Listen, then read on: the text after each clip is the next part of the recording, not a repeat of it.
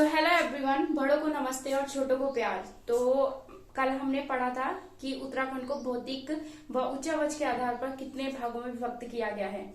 तो मैंने परीक्षा वाणी के हिसाब से भी बता दिया था और जो ऐसी खरकवाल जी ने बता रखा था वो भी बता दिया था। तो आज हम उसको नंबर वाइज पढ़ेंगे, पर उससे पहले मैं थोड़ा आपको रिविजन करा देती हूँ। तो पहले नंबर में हमने क्या देखा था कि उत्तराखंड को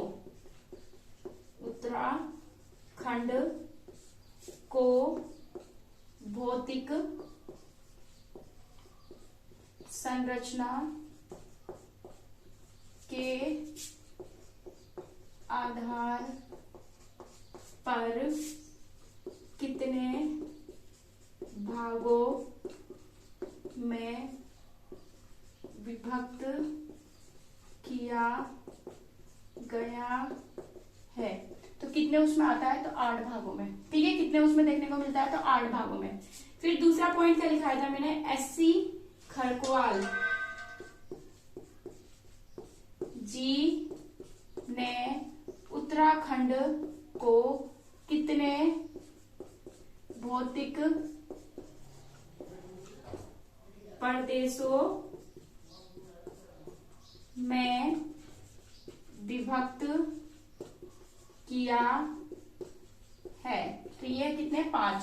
तो ये मैंने आपको पहले वाली जो वीडियो थी उसमें भी बताया था कि उत्तराखंड को भौतिक संरचना के आधार पर कितने भागों में विभक्त किया गया है। अगर ये पेपर में आता है तो आप डायरेक्ट करेंगे 8। अगर पेपर में ये पूछा जाता है कि एससी खरकवाल जी ने उत्तराखंड को कितने भौतिक प्रदेशों में विभक्त किया है, तो आपका आंसर होना चाहिए 5। ये मैंने बता दिया था कि एससी खरकवाल जी के 5 कौन से आते हैं और उत्तराखंड का जो 8 कौन से आते हैं वो। तो मैंने आपको बोला था कि मैं उनको डीपली बताऊंगी। तो जो मेन पॉइंट है वो मैं आपको नोट डाउन यहाँ पे करा रही हूँ। बाकी जो मैं नोट डाउन कराऊंगी आप परीक्षा वाणी से भी उसको मैच कीजिएगा, जिससे आपको थोड़ा और अच्छे से होता क्या है, जब हम कोई हमें दूसरा बंदा समझा रहा है और उसको हम खुद से भी पढ़ ले तो वो हमको बहुत अच्छे से समझ में आ जाता है। शायद मेरा पढ़ाया हुआ ना समझ में आए, पर आप परीक्षा वाणी से पढ़ेंगे तो समझ में आ जाएगा। पर पॉइंट वही रहेंगे जो परीक्षा वाणी में मतलब लिखे हैं, वहीं से मैं आपको पढ़ा रही हूँ जो उनका मेन पॉइंट है। तो सबसे पहले हम पढ़ेंगे गंगा का मैदानी भाग। सबसे पहले हम कौन सा देखेंगे? गंगा का मैदानी भाग। तो आप बहुत अच्छे से समझने का कोशिश कीजिएगा क्योंकि मैं आपको मैप के थ्रू समझा रही हूँ। तो पहला पॉइंट हमने क्या देखा था? तो पहला पॉइंट देखा था हमने गंगा का मैदानी भाग। ये आता है हमारा गंगा का मैदानी भाग। अब मैं यहाँ पे रफली उत्तराखंड का नक्शा बना रही हूँ। उत्तराखंड का नक्शा कुछ ऐसा ही दिखता है, ठीक है, आयताकार है हमारा। तो यहाँ पर थोड़ा सा बाहर निकला हुआ है, यहाँ पे कौन सा आता है? तो हरिद्वार। तो गंगा आपको पता है गंगा कहाँ बहती है? तो ये बहती है हरिद्वार में। और गंगा का जो ये वाला एरिया है ना, दक्षिणी भाग से, ये गंगा कहाँ देखने को मिलती है? तो गंगा नाम क्या था? गंगा हरिद्वार के दक्षिणी भाग में पाई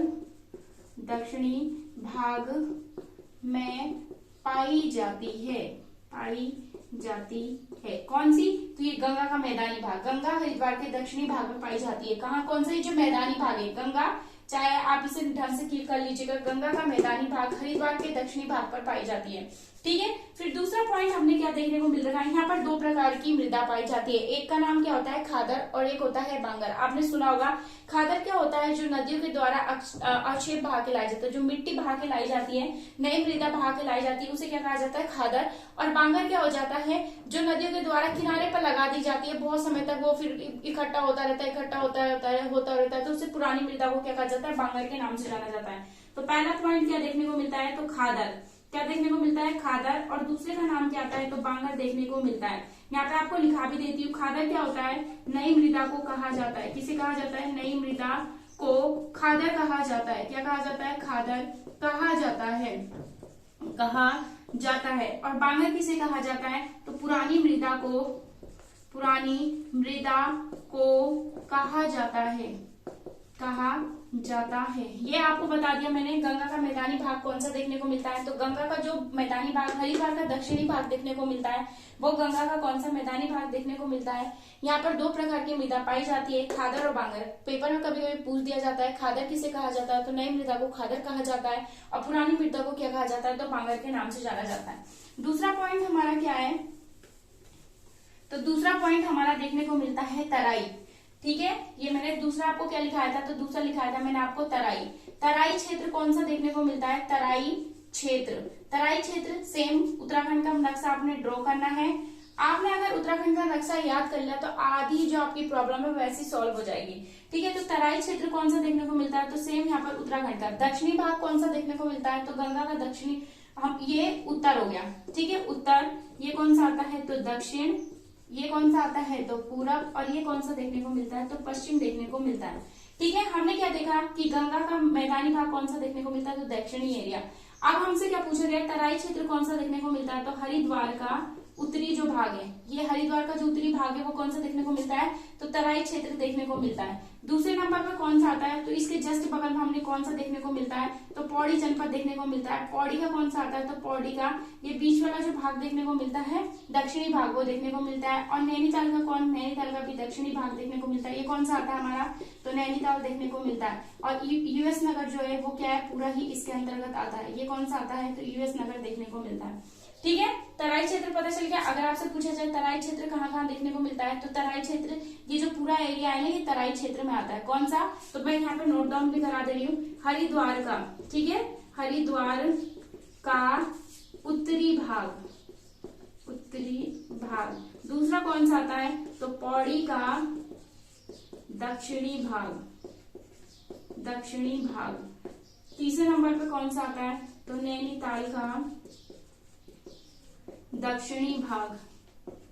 ठीक है, और यूएस नगर पूरा आता है। इसमें जो मेन पॉइंट है आप लोगों का वो कौन सा देखने को मिलता है, तो यहाँ पर इसे नोट डाउन कर लीजिएगा। पेपर में भी पूछा गया था 2016 में जो पुलिस का पेपर हुआ था, और बहुत सारे पेपरों में ये पूछा गया है कि पताल तोड़ कुएं कहाँ पाए जाते हैं, तो पताल तोड़ कुएं कहाँ पाए जाते हैं, तराई क्षेत्र में। अगर आपके पेपर में ऑप्शन में भाबर लिखा हो तो तराई भाबर क्षेत्र भी कहा जाता है, क्योंकि ऐसी खरवाल जी ने जो बांट रखा है तराई और भाबर को एक साथ ही रखा है। पर जो परीक्षा वाणी में दिया है वो तराई को अलग किया गया और भाबर को अलग किया गया है। तो क्वेश्चन को ढंग से पढ़िएगा और समझकर तब उसका आंसर टिक कीजिएगा, क्योंकि आपको पता है कि जब ऑप्शन दिए रहते हैं तो हम बहुत ज्यादा कंफ्यूज हो जाते हैं। तो पहला पॉइंट ये आप नोट डाउन कर लीजिएगा कि पताल तोड़, ठीक है, पताल तोड़ कुएं कहाँ पाए जाते हैं, कहाँ पाए जाते हैं, तो ये कहाँ पाए जाते हैं, तो तराई क्षेत्र में। कहाँ पर देखने को मिलते हैं, तो तराई क्षेत्र में देखने को मिलते हैं। पहला ये पेपर में आता ही आता है, तो इसको ढंग से नोट डाउन कर लीजिएगा। पताल तोड़ कुएं कहाँ पाए जाते हैं, तो ये कहाँ पाए जाते हैं, तो तराई क्षेत्र में देखने को मिलता है। तो ये हमारा तराई एरिया भी हो गया। अब हमारा कौन सा देखने को मिलता है, तो भाबर क्षेत्र देखने को मिलता है। कौन सा देखने को मिलता है, तो भाबर क्षेत्र देखने को मिलता है। क्या आता है हमारा, भाबर। ठीक है, तीसरा पार्ट कौन सा देखने को मिलता है, भाबर क्षेत्र देखने को मिलता है, भाबर क्षेत्र। अब भाबर क्षेत्र में भी क्या करेंगे, तो भाबर क्षेत्र मोस्टली मैं आपको बता देती हूँ कि कहाँ कहाँ पाया जाता है। तो ये पौड़ी का कौन सा देखने को मिलता है, तो पौड़ी का कोटद्वार। अब आप सोचेंगे कि कोटद्वार कौन सा एरिया आता है, तो कोटद्वार एरिया जो ये है सिगड्डी की तरफ का एरिया है, तो वहां पे ये क्या है, कोटद्वार का भाबर क्षेत्र देखने को मिलता है। ठीक है, यहाँ पर थारू जनजाति निवास करती है। जब 2005 में टिहरी में जो वो आया था, जल आपदा आई थी जिसमें पुरानी टिहरी विलीन हो गई थी, उसके बाद जो वहां के लोगों को स्थानांतरित करके तो वो आधे से ज्यादा भाबर क्षेत्र में यहाँ पर मतलब रहते हैं। यहाँ पे कोटद्वार भाबर में उनको क्या किया गया है, स्थापित किया गया है। ठीक है, कोटद्वार हो गया। और दूसरा कौन सा आता है, देहरादून। देहरादून में देखने को मिलता है। और कौन सा आता है, तो चंपावत में देखने को मिलता है। ठीक है, चंपावत में थोड़ा सा एरिया देखने को मिलता है। तो अगर आपसे पूछा जाए भाबर का क्षेत्र कौन सा देखने को मिलता है, तो पौड़ी का कोटद्वार, देहरादून हो गया और चंपावत। देहरादून का कौन सा एरिया देखने को मिलता है, तो देहरादून का जो विकास नगर है ना, विकास नगर हो गया, वाला एरिया देखने को मिलता है। ठीक है, तो ये भाबर क्षेत्र में देखने को मिलता है। अब आपसे पूछा जाए कि भाबर क्षेत्र किससे मिलकर बना रहता है, ये पेपर में आता है। तो यह भाबर क्षेत्र को पहला पॉइंट आप क्या लिखेंगे कि इन्हें क्या कहा जाता है, वन एवं वन्य जीवों का घर कहा जाता है, घर कहा जाता है। इन्हें क्या कहा जाता है, वन एवं वन्य जीवों का घर कहा जाता है। अब आप सोचेंगे इन्हें वन एवं वन्य जीवों का घर क्यों कहा जाता है, तो इसका दूसरा पॉइंट लिखिए। यहाँ पर क्या पाए जाते हैं, ये किससे मिलकर बन रहता है, तो कंकड़ हो गया, पत्थर आदि चीजों से, जैसे बालू हो गया, इनसे मिलकर बना रहता है। किससे, बालू। आदि चीजों से मिलकर बना हुआ है। ठीक है, तो आप इसे समझिएगा। जो भाबर क्षेत्र है वहां पर क्या पाया जाता है, कंकड़ पत्थर बालू। जो नदियों के द्वारा कंकड़ पत्थर बालू लाया जाता है वो यहाँ किनारे में लग जाता है, तो उसे भाबर क्षेत्र बनता है। वहां पर रहने की सुविधा नहीं होती इतना, पर अब इधर जो कोटद्वार का एरिया वहाँ पे काफी लोग रहते हैं, पर इतना डेवलप एरिया नहीं है। इन्हें वन एवं वन्य जीवों का घर कहा जाता है। और यहाँ पे जो जल पाया जाता है वो अंतर्वाहिनी पाई जाती है। अंतर्वाहिनी मतलब कुछ जगह पे दिखेगा जल आपको और कुछ जगह पे वो विलीन हो जाता है। तो यहाँ पे जल क्या हो जाता है, क्योंकि आपको पता है कंकड़ पत्थर और बालू, यहाँ पे कंकड़ और पत्थरों में क्या पानी दिखेगा, नहीं दिखेगा, क्योंकि बालू रहेगा तो उसके नीचे से कहाँ चल जाएगा, तो यहाँ पे जल अंतर्वाहिनी पाई जाती है। तो ये भाबर क्षेत्र भी आपका कंप्लीट हो गया। जो मेन पॉइंट है वो आपको मैंने नोट डाउन करा दिया। फिर जो आपका मोस्ट इंपोर्टेंट पॉइंट आता है वो आता है शिवालिक। आपके पेपर में यहाँ से क्वेश्चन बनता है, तो इसको थोड़ा ध्यान से समझने की कोशिश कीजिएगा। चौथा पॉइंट कौन सा देखने को मिलता है, तो शिवालिक देखने को मिलता है। कौन सा आता है, तो शिवालिक आता है। कभी कभी क्या शिवालिक क्षेत्र कर देती हूँ मैं इसको, ठीक है, शिवालिक क्षेत्र। इसे क्या कहा जाता है, तो इसका दूसरा नाम क्या आता है, तो बाह्य हिमालय के नाम से जाना जाता है। कभी कभी पेपर में बाह्य हिमालय, इसे क्या कहा जाता है, बाह्य हिमालय के नाम से भी जाना जाता है। शिवालिक प्रदेश या बाह्य हिमालय किसे कहा जाता है, बाह्य क्षेत्र के नाम से किसे जाना जाता है, क्योंकि कभी कभी पेपर में ये पूछ दिया जाता है बाह्य हिमालय। अब बच्चे कंफ्यूज हो जाते हैं बाह्य हिमालय क्या होता है, तो बाह्य हिमालय शिवालिक को ही क्या बोला जाता है, तो बाह्य हिमालय के नाम से जाना जाता है।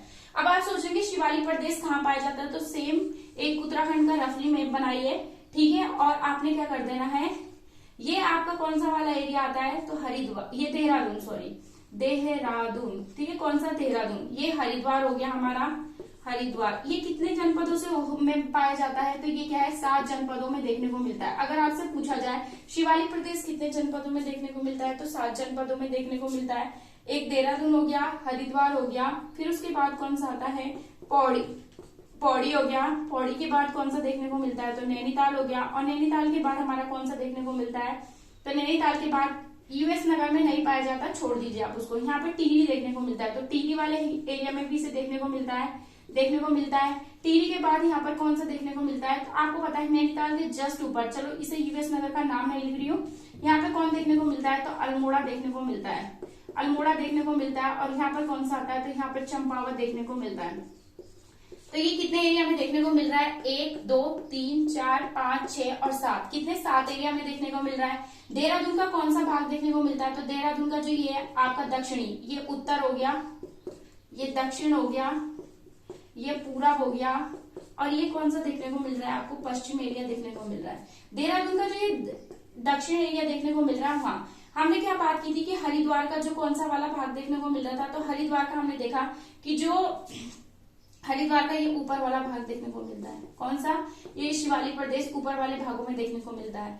फिर उसके बाद टिहरी गढ़वाल का क्या है, ये हरिद्वार के उत्तरी भाग में देखने को मिलता है, और टिहरी के कौन से दक्षिणी भाग में देखने को मिलता है। पौड़ी के मध्य में, मतलब 20 से होकर जाता है, नैनीताल के भी 20 से होकर जाता है, अल्मोड़ा के दक्षिण भाग में देखने को मिलता है, और चंपावत के भी दक्षिण भाग में देखने को मिलता है। तो अगर आपसे पूछा जाए शिवालिक क्षेत्र कितने उससे जाता है, तो 7 जनपदों से होकर जाता है। अगर आपसे पूछा जाए कि शिवालिक प्रदेश देहरादून के कौन से हिस्से से जाता है, तो दक्षिणी भाग से, ये दक्षिणी एरिया देखने को मिलता है, वहां से जाता है। हरिद्वार के उत्तरी भाग से जाता है, टिहरी के दक्षिणी भाग से जाता है, पौड़ी के मध्य से, नैनीताल के मध्य से जाता है, अल्मोड़ा के दक्षिण से और चंपावत के दक्षिण से देखने को मिलता है। तो ये आपका शिवालिक क्षेत्र है। इसे मैं इसलिए बता रही हूँ आपको डीपली, क्योंकि ये पेपर में बहुत ही ज्यादा पूछा जाता है शिवालिक क्षेत्र के बारे में, किसे बाह्य हिमालय किसे बोला जाता है, तो शिवालिक को ही कहा जाता है, ठीक है। फिर उसके बाद क्या था, दूसरा पॉइंट इसमें क्या देखने को मिल रखा है, शिवालिक को ही क्या कहा जाता है, इसे क्या कहा जाता है, तो हिमालय, इसे क्या कहा जाता है, हिमालय